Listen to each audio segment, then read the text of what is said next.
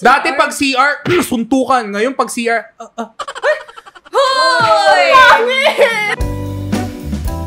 all my Filipino friends, super nice. Super easy to get along. Super masayain, di ba? Pag nagla-lunchtime kami, bukasan kami ng mga lunchbox, di ba? They're all waiting for my egg roll ni mama. Tsaka yung sweet squid, ganon. Tapos ako, inahantay ko yung sinigang na hipon. Pag hindi hipon, ano ba yun? Ba't di ka naghipon ngayon?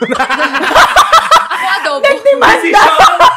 So parang we all had that joy na Yung mag-share kami. Tapos siya lang, ay, amoy tayo ng pagkain. Kaya baho ng hininga ng mga Koreano eh. Gumaganon siya, nagpaparinig. Dapat, ginanon.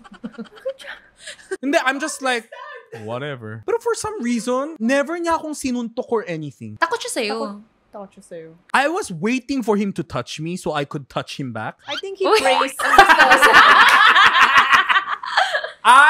Hindi, seryoso. Kasi sabi ni Papa, pag ikaw yung nanuntok, kaso na yan. Oo, kasalanan na yan. Pero pag, self-defense na yan. So, inaantay ko siya lagi kasi mahilig siya mag-aya ng mga, hindi kaaway eh. Yung mga hindi niya trip sa CR. Oh, kita tayo sa CR. Bakit sa CR? CR sila lagi nagsusuntukan. Oo. Dati pag CR, suntukan. Ngayon pag CR, Hoy!